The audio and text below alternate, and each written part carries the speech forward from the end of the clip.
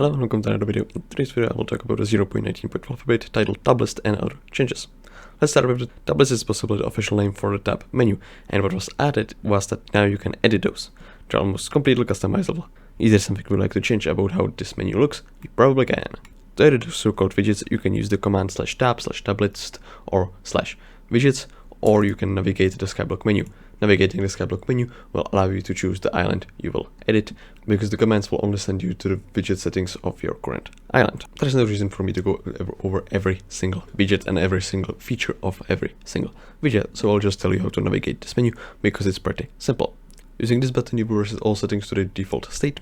Using this button you will add the third column, which will mean that in very busy lobbies you will see less players shown, but you will have more space to show all the useful widgets. You can change the order of widgets they appear in by going to this thing and selecting the one you want to edit by left/right clicking, and once you press shift and left or right click you'll be able to change the place where they appear until you are satisfied with their position. You can see how they will look like by hovering over these three slots, which is incredibly useful because otherwise you would have to close the menu and reopen it again. You can choose which widgets are enabled by left clicking them. So if I left click this here, it will be enabled. If I left click again, it will be disabled.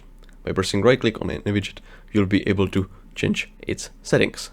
And while settings change for some widgets, there are two settings that all widgets have. And that's spacing, which means that after the widget there will be one line of space so that it's more readable, and wrapping, which will allow it to wrap on the other column if it doesn't fit in the single column. For most widgets, but not all, there's also a button which will apply the setting to all other islands. Functions differently, and while there are some settings which could definitely be seen in Rift, such as election or fire sales, it's unfortunately not possible. Changes to dungeons. A new room appearing on F5 with the NPC Zod, at which you can purchase the General Medallion for 1 million coins. General Medallion is a rare dungeon accessory, which will give you plus 1% stats to all dungeon items for every digit of your secret count, up to 6%. Because of this change, secrets are now tracked per profile instead of per account. This leads to the creation of the command secret count, where you can see how many secrets you have obtained. This accessory is the only new way to get SkyBlock experience. Second related feature is Architect's New Draft, which is an epic item rarely obtained from secrets. It's supposed to be as rare as Treasure Talisman. What this item does is that it resets a failed puzzle room. Unfortunately, it's consumable, which makes it absolutely useless because it only resets one puzzle and then it's destroyed, which is just terrible. It's probably more worthwhile to just restart. There have been many changes to Garden, namely that if you are offline for quite a while, then you will be visited by several visitors. Previously, only one visitor would visit you, but now you will get one visitor for every 15 minutes you are offline. Up to 5 visitors, and there will also be one pest for every hour you are offline. Another feature is that they added claim all button for Jacob, which only works for one page, because when it didn't work for only one page, it crashed the server, as far as I'm aware. Another change is that Cactus Knife now increases your speed cap by 100 while on the garden, which stacks with all other ways, which means it's now possible to have 700 speed stat. Because of this, they changed Ranger Boots to be able to set to any number between 5 and 1000. So if I set anything larger than 1000, it will just round down to 1000. Unfortunately, wearing this will not set my speed to 1000. It will be based on my speed cap, which is currently 500 because I have a black cat pet equipped. Pests will now always spawn on the top layer of your farm, which means that having multiple layer farm like the melon and pumpkin one will not be a problem. Another feature is that the vacuums are now more effective. As you can see, the particles move faster and further away. Unfortunately, for some reason it points to 2 different locations. I don't know what that's about. And another thing is that they increased their range heavily. As you can see, this wouldn't normally be possible. The drop rates of Sprayinator items and crop items from all pests were increased, which is incredibly good. And this is built on the features on Garden.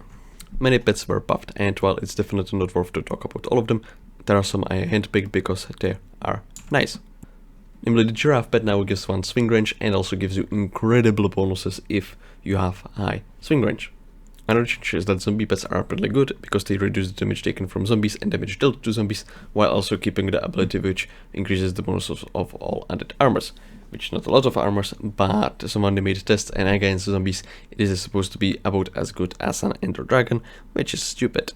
Ghoul and Hound Pet now have an ability that gives 50% combat XP boost against their respective mobs. Golem Pet also gives swing range, but is unfortunately useless. Skeleton Pet was buffed to match the damage bonus gained by Lion Pet while using bow in dungeons, which is incredibly good because this pet is very cheap and it used to be very useless.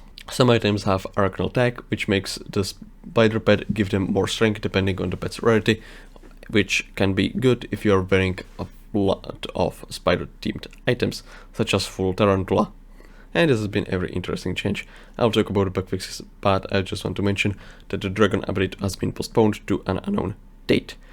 However, unlike some other ridiculous updates that were on Fun Network, this one might actually make it a real server. However, we do not know when. Admins haven't made a disclosure regarding that. Some added bug fixes are that fragged bone necklace can now be added to museum because that previously wasn't possible. And another thing is that while fragged, this thing would not increase the range of the diversion passive ability, which is now fixed. The last notable feature is that bingo players are now able to use personal bank again, which wasn't previously possible because they changed the collection and it didn't work for 2 or 3 events.